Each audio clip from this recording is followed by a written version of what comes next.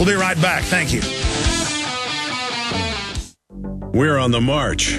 The empire's on the run. Alex Jones and the GCN Radio Network. Hundreds of nations have fallen to tyranny in the last century alone. This is our last chance to not relive history. As we're finishing off this agenda, they'll be pulling the rug from underneath Americans at home.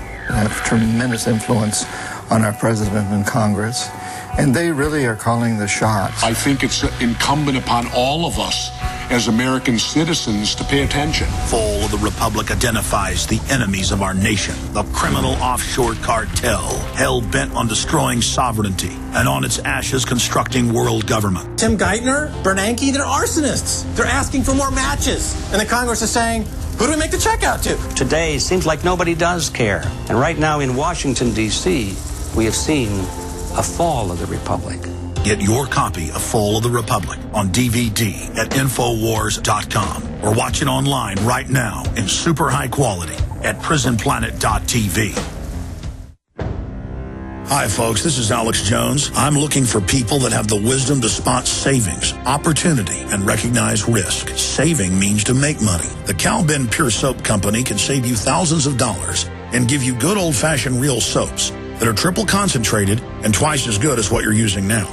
Soaps made from vegetable and coconut oils that contain no useless dyes, perfumes, deodorants, or antibacterials. Your risk is the hundreds of hazardous toxic detergents that give you rashes, itching sores, and deteriorating clothing called lint. If you want something better, if you want something you've never had before, you have to do something you've never done before. Getting a free catalog is easy by calling 800-340-7091 or see Calvin on the web at 5starsoap.com. Take charge of your health now by calling 800-340-7091 or see Calvin on the web at 5starsoap.com.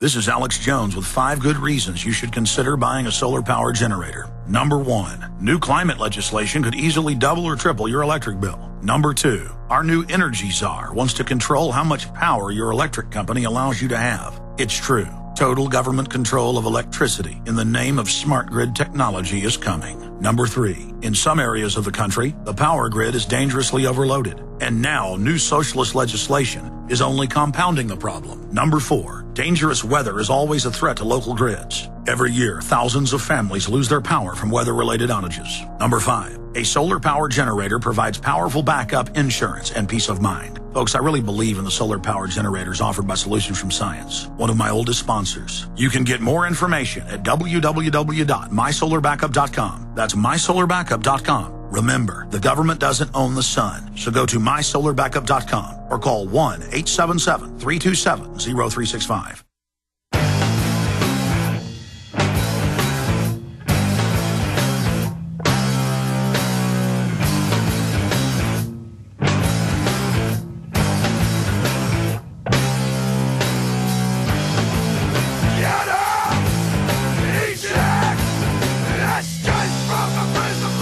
That's right. We got to eject from the prison planet. All right, I don't want to get off in bashing Rush Limbaugh or Bill O'Reilly or Sean Hannity or any of these people, but when folks ask me about them, I will tell you what I really think. I mean, I'll be honest with you.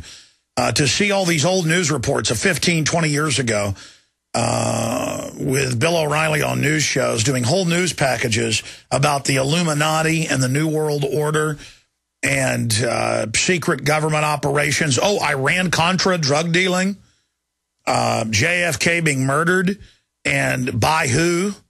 You actually watch those newscasts 20 years later, they're all very accurate.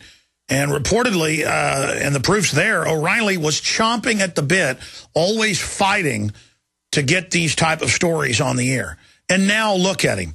Oh, these conspiracy theorists think there's a move for a world government. Oh, these 9/11 truthers are dangerous. And you're looking at somebody who you know is awake and is consciously up there doing this. And I guess what happens is these guys get older, they want success, or somebody who they know that they're more talented than has gotten the promotion, and they just say, that's it, I'm joining the dark side. And I understand that. I don't care about money, fame, fortune, things like that. But I am competitive. And to see lesser men, people like that, sit up there and attain incredible success and notoriety by compromising, that's one of the few areas that makes you just think, just for a moment, wow, I could sell out and absolutely dominate all these people. But why gain the whole world and lose your soul? That's really going to be my message to Steve Jobs. It's not too late to turn back, buddy boy. I know all about you, all about your co-founder, bunch of transhumanists. I know all about the big suicide operations there in China at your horrible factories. I know all about your carbon tax ideas. I know all about IBM. I know all about Bill Gates. I know all about you boys. And, yeah, most people don't live more than a year with the type of pancreatic cancer you had. You have lived, what, 7 years or longer? And they've sure kept you alive, but...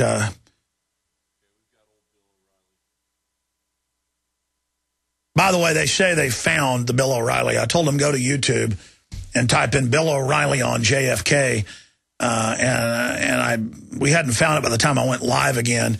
Is it old? What newscast is it? Because he worked a bunch of different places. Is it hard copy, extra? Is it a local news station? There's a whole bunch of them.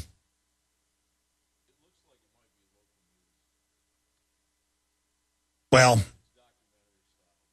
I tell you what, I'll just wait till later. I'll come in and look and see what it is. Because the one I'm talking about, you can tell which one it is. I don't want to just sit here and say that Bill O'Reilly did all these countless newscasts about government assassinations, government drug dealing, JFK being murdered by the government, and then not prove it to you. Well, let's just blind play it. I don't know what they're about to play, what they found, but here it is. Who have covered their tracks for almost 28 years. But the most comprehensive study of the assassination found that Lee Harvey Oswald acted alone. And as Jeff Cole tells us in this special report, the government stands by that study.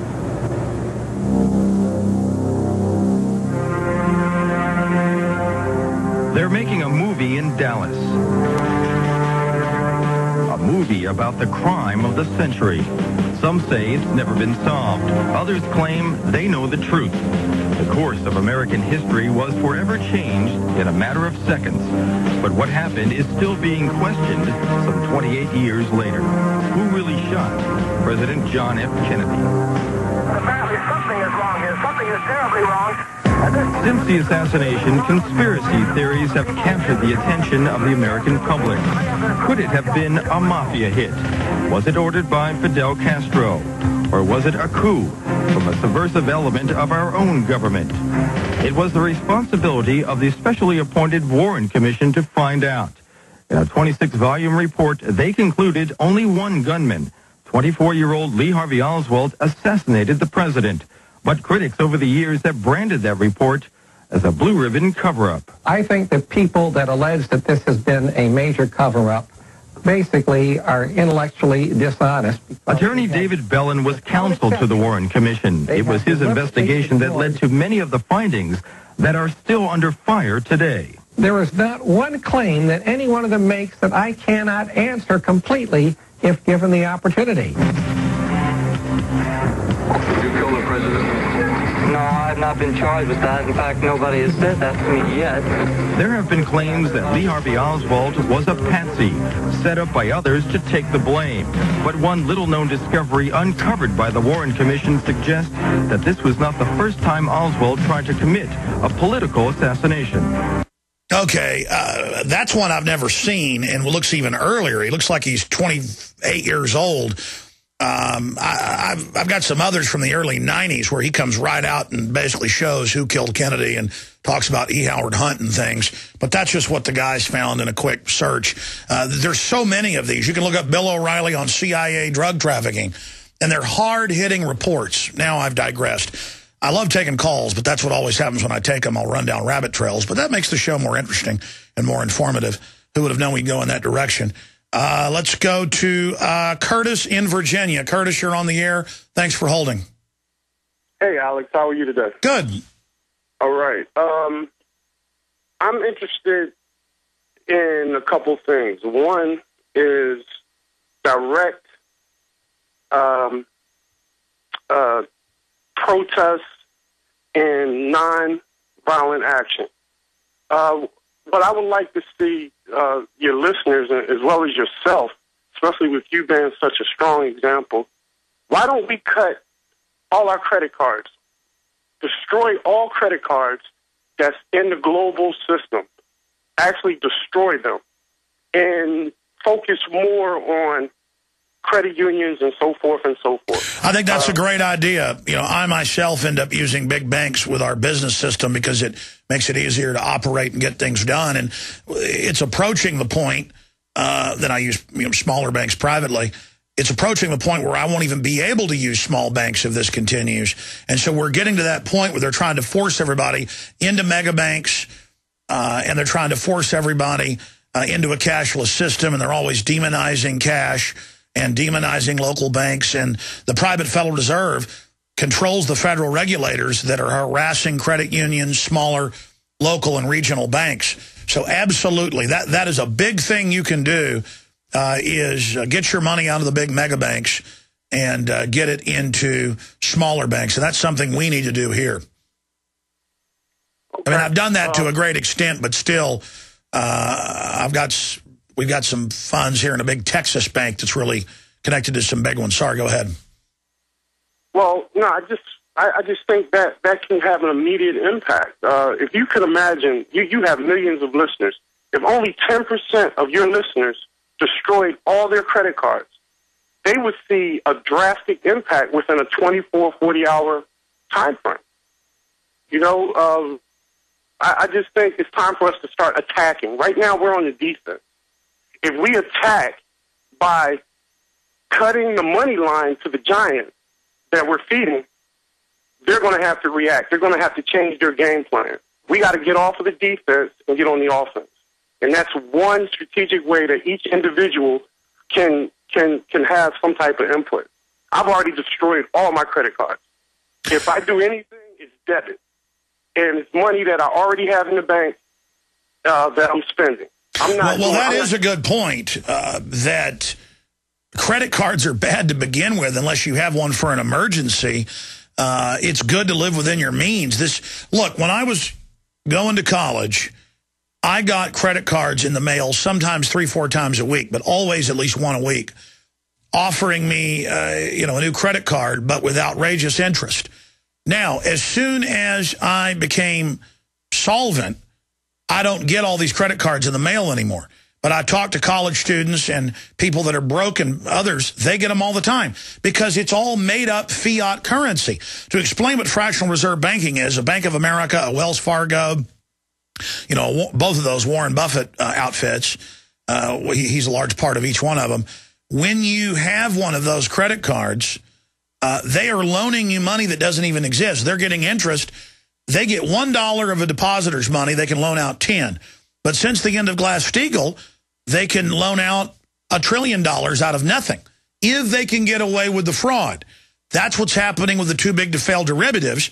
They've been caught, and instead of going to jail, our credit and faith and our tax money's pledged to them, and then they have Bill O'Reilly come out and say, I think we may need to get some more taxes. Mitt Romney came out yesterday and said he's not adverse to new revenue streams, meaning new taxes. They doubled the size of Texas government, got a bunch of new taxes passed when Rick Perry was governor for 10 years. And I've got to hear idiots outside Texas, when I've covered Texas policy closely, down at the Capitol all the time when it's in session, and they lecture me about Rick Perry made Texas great. What? I mean, these people are really collectivists. They're like these idiot Obama supporters that think he was going to give them free gas and a car and a house. Remember all those people going, oh, thank you, Mr. President, right when he got elected, before he was actually in office, when he was president-elect, saying all my problems are solved. And Obama didn't say, whoa, whoa, whoa, I'm not going to be able to wave a magic wand. They believe it. They believe Rick Perry is going to go into office and magically fix everything for him, my friend. What do you think of that?